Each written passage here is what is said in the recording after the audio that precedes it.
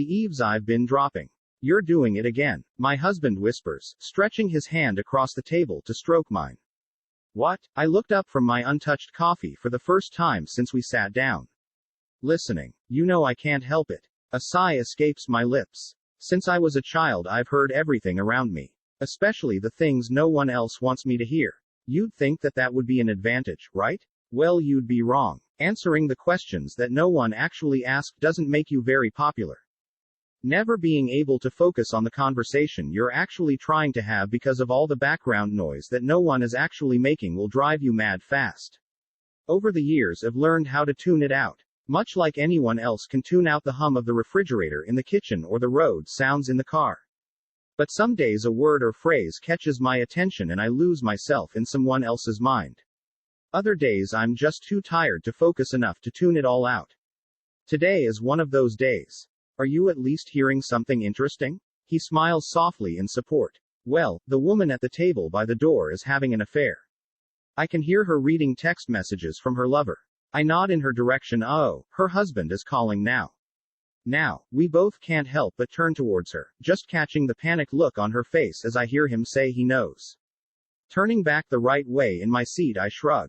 It's not the first time I've heard that. The barista has been skimming off the register. She's counting now, seeing how much she can take without anyone noticing. Oh, never mind, she's going for the communal tip jar now. Pointing my coffee mug in her direction, I guide my husband's gaze just as the young girl empties the jar into her apron. Do you ever think about stopping the people you hear thinking something like that? He takes a long drag of his steaming beverage. When I was younger I did, but it never ended well for me. I shrunk in my seat, hearing so much was exhausting. Are you ready to go home? Yeah, I'll meet you outside. He kisses the top of my head as he walks around my chair towards the register. Andrew, you know you can't have a brownie. Hey, I thought you didn't get involved. I don't have to hear your thoughts to know what you were thinking. I wink at him before heading towards the door. I dig the earplugs from my pocket and pop them in my ears before walking out the door. Music in the earbuds, noise-canceling headphones, cotton balls, foam earplugs, even custom-made silicone plugs. I've tried it all. It took almost a decade to realize that the problem wasn't exactly auditory, but the foam earplugs I picked up at the shooting range seemed to be the most effective. At the very least, they give the illusion of noise control while we make the short walk back to our apartment. Just like any other day, the sidewalk is flooded with a sea of people. A churning cacophony of sound. For the 1000th time I imagine what it would be like to move to a cabin on the top of a mountain.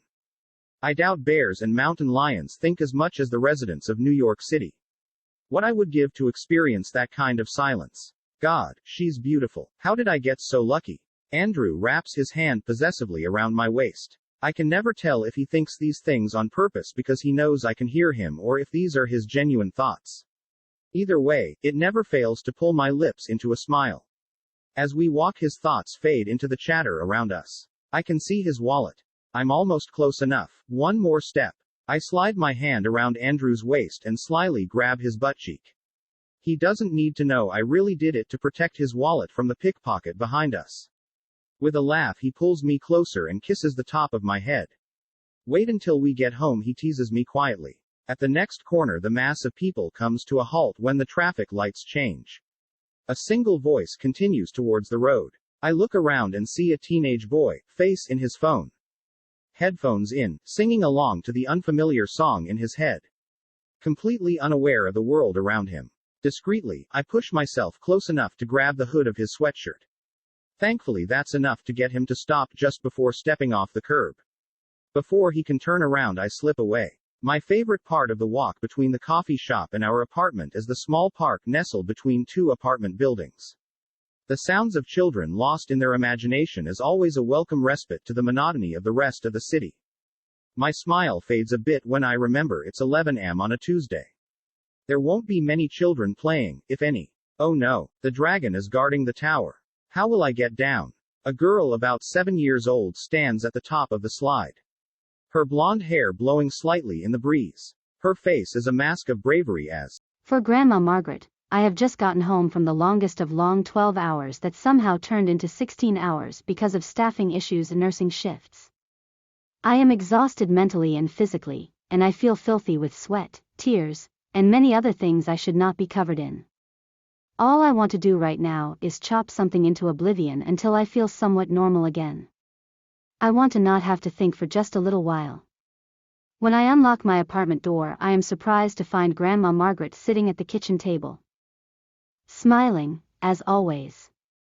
After a shower and a change of clothes, I realizes that exactly what I need to do is make Noëfla soup for myself and Grandma. What is Noëfla soup, you may ask? It is a German dumpling soup that you'll be hard-pressed to find in any diner outside of the Midwest. Those who eat it are picky about how it is made, and no two people make it exactly the same.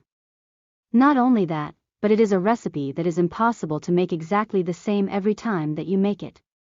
Grandma Mary taught me how to make it as a small girl, long before junior high and shortly after I learned to read.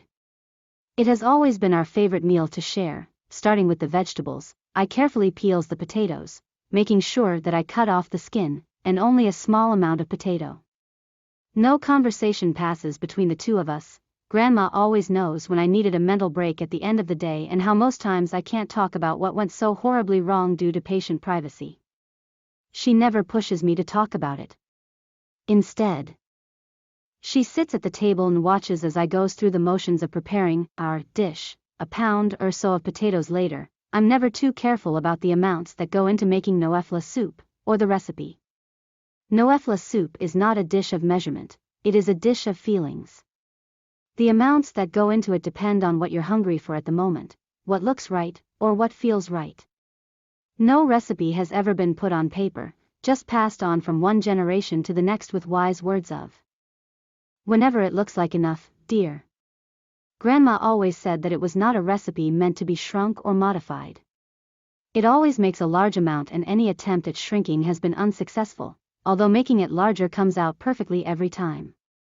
This works well when you are from the Midwest and are a firm believer in freezing the extra for a day when you don't want to make it from scratch.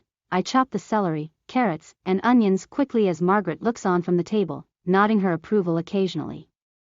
Once all of the vegetables are cooking in a lot of butter, yes, it's bad for you, but most comfort foods are, it's time to make the Noëfla dough. My favorite part of making this meal, and also the most comforting. Eggs, flour, and a tiny bit of chicken broth get mixed together until everything is mixed together.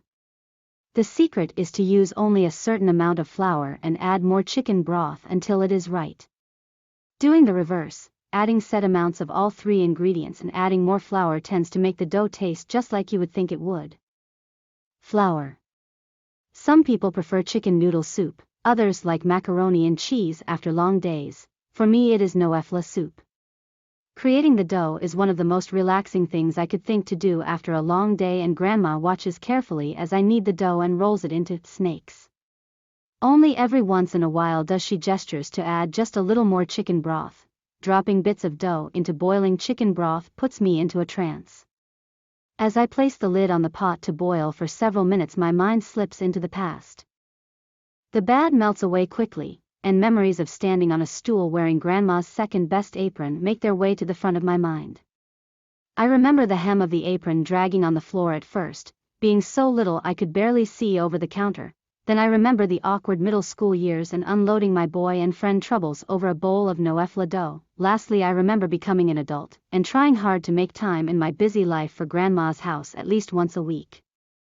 Though, once work, friends, significant others, and my own children came into the picture, it seems that almost 2 would go by before I found myself back in her kitchen again. As I put the finishing touches on the soup and turn off the burner, the memories fade and I am back in my own apartment once again. Grandma says nothing, but she has always made my day better, just by being there.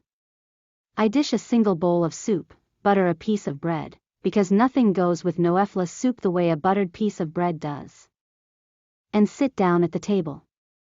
Grandma Mary has been gone for 11 years now, and on the hardest days, after the worst shifts, I always miss her the most. The regrets become an inner monologue, before being spoken out loud.